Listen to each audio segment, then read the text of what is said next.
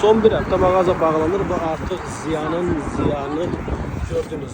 Mağazamızda ayakkabılar 10 manattan başlayan kıymetlerle deri ayakkabılar. Bakın burada gördüğünüz bütün spor ayakkabılar 50 manata.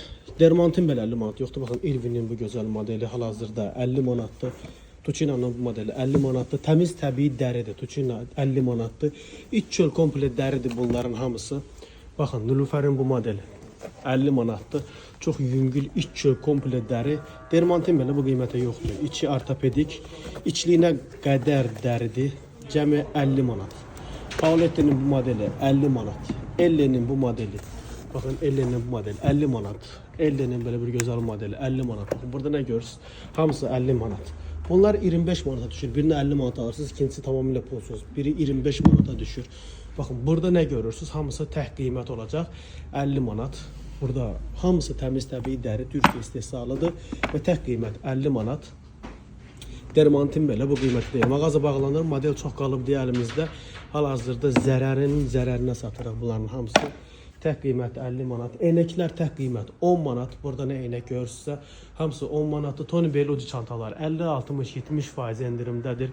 Kişi modelləri hal-hazırda. Burada nə kişi modeli görürsünüzsə, hamısı tək qiymət 50 manat. Baxın, təmiz təbii dəri, iç çöl, komple dəri modellərdir və tək qiymətdir bunlar hamısı 50 manat. Yenə də deyirəm, Dermantin belə bu qiymətə tapa bilmərsiniz. Bütün kişi modelləri 50 manatdır.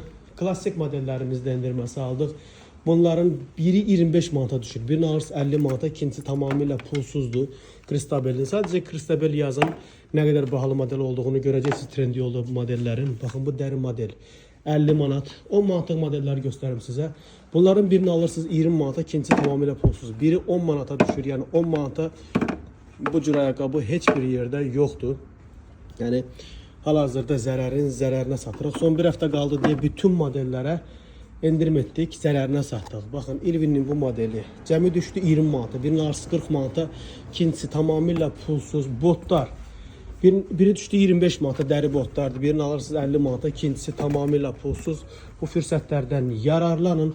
Bu artıq zərərinədir. Mağaza yerləşir Nizam metrosu, Nizamol 1-ci mərtəbə, 108-ci mağaza və bunlar, bu gördüğünüz bütün çamadanlar hal-hazırda 50% endirimdədir.